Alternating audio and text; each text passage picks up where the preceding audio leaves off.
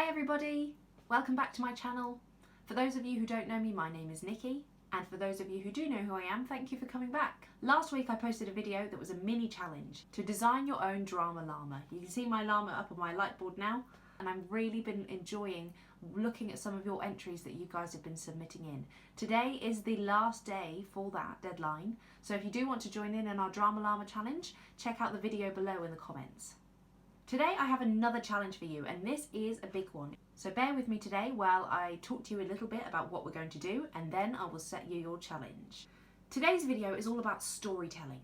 Now, some of you may already know about storytelling because I imagine quite a lot of you read books at school or at home, or your parents tell you stories of things that have happened before. Storytelling is everywhere, and I'm going to teach you a little bit more about it today. Now, some of you may know that storytelling has three key elements, especially when we're writing or creating our own story. The first one is the beginning. The beginning sets up the story. It's where we introduce our characters and where we set the scene. For example, if I was writing a story about time travel, I may have a character called Luke who has built a time machine, and the story could be set in his laboratory, or perhaps set in the future when he takes his time machine and flies into the future. Next up, we have the middle. The middle of the story is very important because it's where the main action actually happens. It's where you tell your reader what's going to happen in your story and how. It could be somewhere where you decide that something good happens to your characters, or something bad, or anything, in fact. And then, of course, lastly, we have the ending. The ending is where you round everything up and where everything comes to its natural conclusion. So we hear about all of the characters and how their story ends. And quite often you'll hear at the end of a story, the end. So there you have it. You have your beginning, your middle, and your ending. Three really, really important qualities when you're writing your own story. Another technique I'm going to talk to you about today is a thing called a storyboard. A storyboard is something that writers use, particularly when they're thinking of initial ideas for a story, when they're making things up from scratch. These storyboards can have lots of different frames in, but the storyboard I've done today as an example for you has 3 pictures in it. Once upon a time there were 2 children called Emily and Sam. Emily and Sam were playing in their back garden one day with their dog, Benji. Benji loved playing fetch. So here I've set up my characters.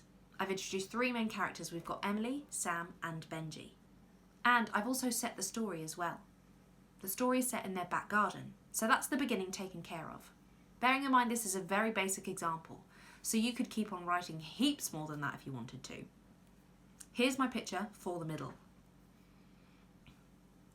Suddenly, an alien spaceship flew down from the sky and landed, and 2 green creatures opened the door.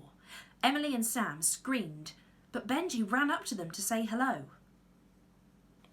We have our key characters of the story and 2 other characters that have been introduced in the middle, and something good or bad might happen, but at this point we don't know, so we have to wait until our ending, which is this. Emily as Sam still screamed as the aliens reached out to grab Benji the dog. "I love dogs," cried the alien. "Well, his name's Benji," said Sam. The 2 aliens were called Bob and Jenny, and they were travelling to Earth on holiday.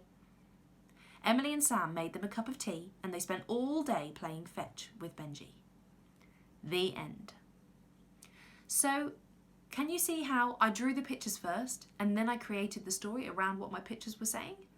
That's how I write my own stories sometimes. And here is your drama challenge for this week.